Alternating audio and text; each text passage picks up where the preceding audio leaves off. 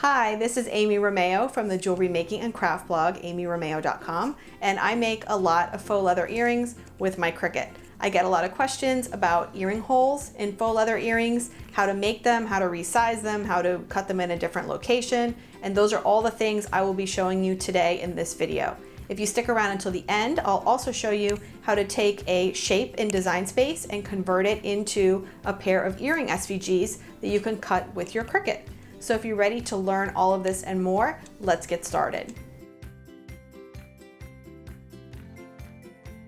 Here on my YouTube channel and also on my blog at amyromeo.com, I share a lot of Cricut earring making tutorials. And a question that I'm asked very often is how to make earring holes in faux leather earrings.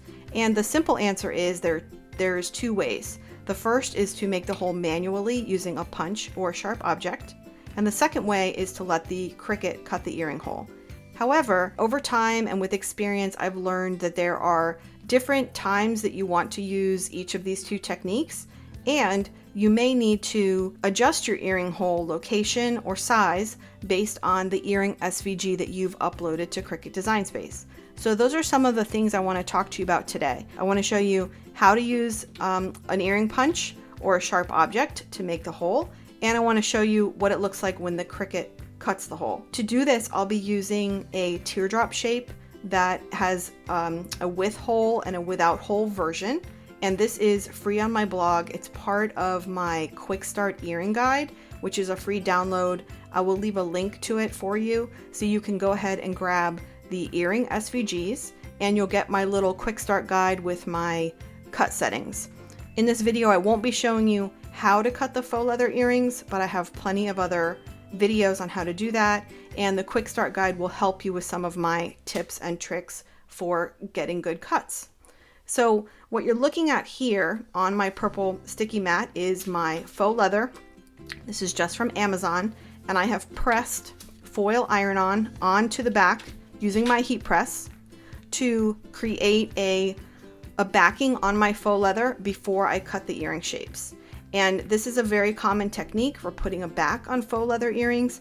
I have a whole video on 4 different ways to do this, which I will link to for you. But basically, putting a back on your faux leather earrings makes them look more finished, it makes them sturdier, and it also helps to protect that earring hole so it's less likely to tear. So let me go ahead and show you. Let me pull these off the mat here. And I've cut one with a hole and without a hole. When you are buying earring SVGs, or maybe you're downloading them from my free resource library on my blog, many designers will include a version with a pre-cut hole and without a pre-cut hole. And you may wonder why you're given those two options. And it's because sometimes you'll want to use the pre-cut hole version when you like the location of the hole, you're not adjusting the size of the earring, and you're using a material that cuts easily and well.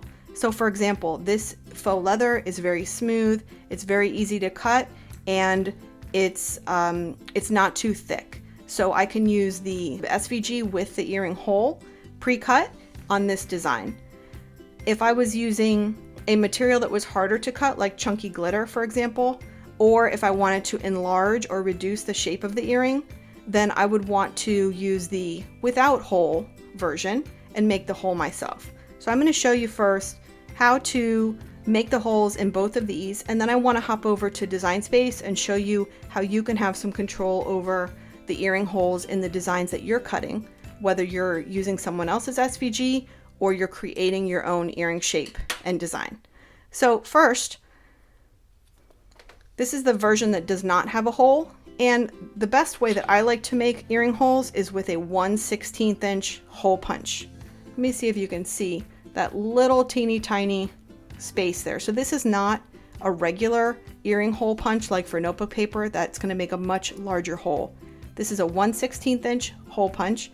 It's not made for faux leather, it's actually a paper punch, but I found that I'm able to punch 2 layers of faux leather with these very well. These are about 10 bucks on Amazon. I'll link to them for you. There's a couple different brands and colors. I have a few and they all work the same. So it works very much like a regular hole punch, where you're just going to sort of eyeball where the hole is going to go. Let me see if you can see that. And line it up and then just squeeze. And this will give you a nice hole that goes through to the front and the back. And then oftentimes on the back you might have a little bit of fuzz or material that sticks up. And for that I just use my little curved scissors and I'll trim the whole area. Now if you're manually punching 2 earrings, what I like to do to have the hole in the exact same place is I will line them up front to back. I'm sorry, front to front. So the backs are out, and then I will use the hole punch to punch both of them at one time. And this way you get the hole in the same location and placement on both earrings.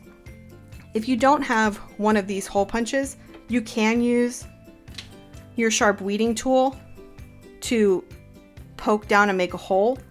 I recommend doing this on a surface that has some padding underneath, maybe an old cutting board or a couple of layers of paper. So I don't want to press too hard on my finger, but you get the idea. You'll press down, sort of rotate around to make your earring hole, and then repeat that from the other side. This is a cheap dental tool or a pick that I got somewhere. This is also good for that. But if you will be making a lot of faux leather earrings, it really is best to spend the $10 and invest in a 1/16 inch hole punch to make really nice, clean earring holes. So that's one way to make the earring holes yourself. And what I like to do is let the Cricut make the earring hole, or at least attempt to make the earring hole. And if it doesn't go all the way through, then what you can do is clean out the hole with your sharp tool. Just sort of poke around in there.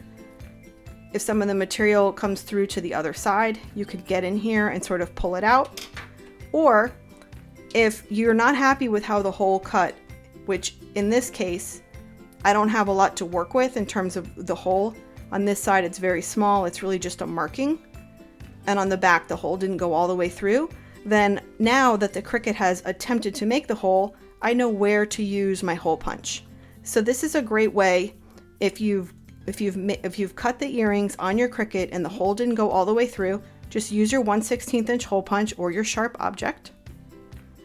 Line up the punch right where the Cricut attempted to make the hole and punch. See? So that came out pretty well. And that came through to the back nicely. So in this instance, I had the option of whether I wanted to cut a version of my earring SVG with holes or without holes. I did want to show you in Cricut Design Space now what to do if you want to adjust the location of the hole. Sometimes an earring designer, in my opinion, will put the hole too close to the edge, and that's when you run the risk of the earrings tearing. Also, if you want to adjust the size of an earring, or if you want to cut an earring hole in your own pattern, I want you to know how to make your own earring holes and how to adjust them. So let's hop over into Cricut Design Space and I will show you how to do that. 2 different ways to create the earring hole once you've cut your earring SVG. However, there are times that you might have an earring SVG that you want to create your own hole, and that's what I want to show you here in Design Space. So why would you want to create your own earring hole when you have an earring SVG with a pre-cut hole? Well, there's a couple reasons. The first could be you don't like the placement of the earring hole. Some designers place the earring hole way too close to the edge and it makes the earring more likely to tear. So you might want to create your own hole that's pulled a little further back from the edges. You also might want to change the size of the earring shape completely. You might get an earring SVG from Etsy or one from my blog's free resource library, and you might decide that you want to make the earrings smaller or larger. And if you adjust the size of the earring size, that will also adjust the earring hole size. So in that case, you would want to create your own brand new hole that's appropriately sized to the earring shape you're working with. Finally, you might want to create your own earring shape from a shape that you get here in the shape panel or a different SVG you have that isn't designed to be an earring. So in that case, you would want to create your own earring hole. So I'm going to show you quickly how to do that. I'm using the free teardrop SVGs that are included with my Earring Quickstart guide, which I've linked for you, and I've already uploaded them to Cricut Design Space. And in order to adjust these holes, the first thing I need to do is ungroup these 4 shapes. And I can do that right up here at the top of the layers panel. Click ungroup. And now I can manipulate each of these teardrops separately. So in order to not cut this earring hole so that I can create my own earring hole, I need to hide that earring hole. And I can do that by clicking on the shape and then clicking down here on the contour menu. And then to hide the hole, you can either click here on the preview and you see the hole has disappeared over here, or you can click here on one of these two shapes. You'll click the earring hole and again it grays out and it disappears. Either way will contour or hide that earring hole, and then you'll click the X and you can see the hole has disappeared. So this is helpful for, let's say for example, this earring is 2.25 inches tall. Let's say that was too large and I wanted to make it a lot smaller. Let's say I wanted to make it about 1.25 inches tall. You can do that by dragging here, or if you're trying to get to a precise measurement, you can do it up here in the size panel. I'll just type 1.25. So now you can see how much smaller that hole has gotten, and that's not what we want.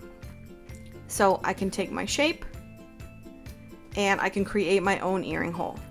I'll click on the shapes panel and select a circle, which will be our earring hole. This circle is 2 inches wide, which is too big. I will go up here again because I'm trying to get a precise measurement. I want to type it up here in the box, and instead of 2 inches wide, I'm going to make it 0.075 inches wide, and that makes a teeny tiny hole. And I'll just drag it over here and sort of position it where I want it to be. Pull it down a little bit more. And once I have it in the sort of distance from the top of the earring, then I want to make sure it's aligned and centered before I punch it through the earring shape. So I will drag a box around both of the shapes and go up to the align panel and click center horizontally. And now my earring hole is right in the center of my earring shape. Now if I'm making a pair of earrings, I like to do this process first, where I size the earring, I size the earring hole, I create the earring hole, and then just duplicate the shape at the end. So now I have both of these shapes ready to go. I will select them again, and right down here at the bottom, click slice. Slice takes a minute, and at first it doesn't look like anything has happened, but you can see in the layers panel, we now have 3 different shapes happening. There's our original hole, our original teardrop shape, and then this is the cutout that the hole punched out of the shape. So I can just click on the shape, drag it away, and you'll see it now has our earring hole in the exact location that we want it to be. So another example is, let's say you wanted to create heart earrings, but you don't have a heart earring SVG. I can go into the shapes panel and get any heart or any shape, and I can create my own earring. So here I have the heart, it's 2 inches wide, which again is too big. I'll go up here into the width and I'll say 1.25 for example. I like to keep my earrings, the earring width, between 1 inch and about 1.3 or 1.4 inches. If it's a really bold, funny earring, I might go as wide as 1.5 inches. But generally speaking, 1 to 1.3 is a good place to work with. So here's our little heart earring, and I still have my earring hole from over here. I'll just drag it over, sort of get it in the location. Now you can't see it because the earring hole you can see in the layers panel, the heart layer is on top of the hole layer. So I can just click on the heart and drag it below, and that'll put the heart on top. Again, we need that earring hole. Once we have it a good distance, we'll select both shapes, align, center horizontally. While they're both selected, we just click slice. We can click away, drag away our earring shape, and then once you have this earring shape, you can click duplicate. And now you have 2 earrings ready to cut with the appropriate sized earring hole in the exact same location and perfectly symmetrical to the earring shapes. I hope you found that video helpful. Don't forget to grab my Quick Start Earrings guide that includes my tips and tricks for cutting faux leather with a Cricut and those free teardrop SVG shapes, both with and without earring holes. And if you're interested in learning more about cutting faux leather earrings with a Cricut, I hope you'll stick around. In the next video, I'll be showing you 4 different ways to put a back on faux leather earrings, which is another very commonly asked question by beginner earring designers. So let's go ahead and hop into that video. Thanks for watching.